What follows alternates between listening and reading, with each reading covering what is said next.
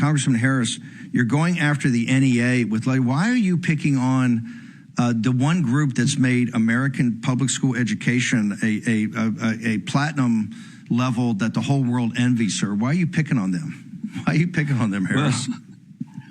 Well, Steve, thank you, first of all, for having me. I'm very honored to be with you today. But, hey, listen, I think all of the American people agree that the NEA has gone off the rails. And we're just stepping out today, just completed a press conference just a few minutes ago, declaring that we are moving forward for Congress to actually repeal or take away the charter that the NEA received in 1906. And when you go back and look at how they started or how that charter was granted, and here we are almost 120 years later, and they have completely gone off the rails. And I think the American people see it and recognize it. And I think it's time for Congress to step up and at least take this very, very simple, straightforward action of repealing that charter. What will happen if and when the charter is repealed? What will happen? Well, primarily what it will do is send a message that we are removing the stamp of approval that currently is placed upon anyone that holds this federal charter. And it sends a message that the NEA has simply become a political machine of leftist activists that have completely become misguided in everything that they were set out to do from the beginning. And, it doesn't dissolve the NEA. They certainly have a right to do what they do or exist, but it should certainly remove Congress's seal of approval that would in any way, shape, or form be mistaken. Is that your number one concern, that if you see this New York City race, et cetera, you can see what these folks have done in these grade schools with these young kids to kind of to propagandize them, that they're really political operations, they're not there to just make sure the kids get the best education? Is that your central beef?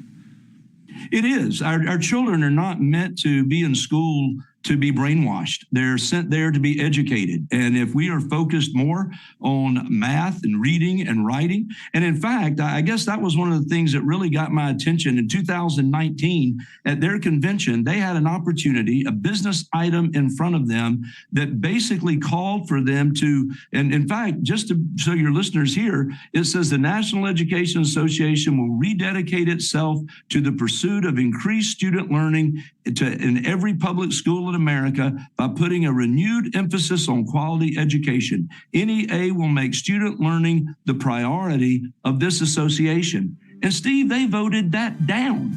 And when they can no longer say that they're going to look out for the best interest of students, they become nothing but the opposite. They oppose parent involvement.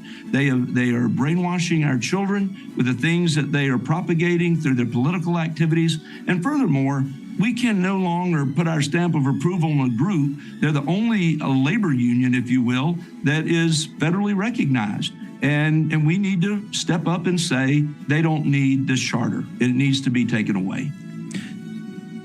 Congressman, where do people go today, right now, to get more information about your crusade to take the charter away? Where do they go? Well, I would encourage them to check out Moms for Liberty. Moms for Liberty has been one of the key organizations that has been a great inspiration in all of this. And I would encourage them to check that out. And because they stood with us in the press conference, and we've got a number of co-sponsors already for this bill. And any support and encouragement would be helpful. Congressman Mark Harris of the great state of North Carolina, thank you, sir. Thank you for coming on the show, and thank you for sponsoring this. We're going to get everybody to go to the site today and check it out and getting back to you. So thank you. Thank you, sir.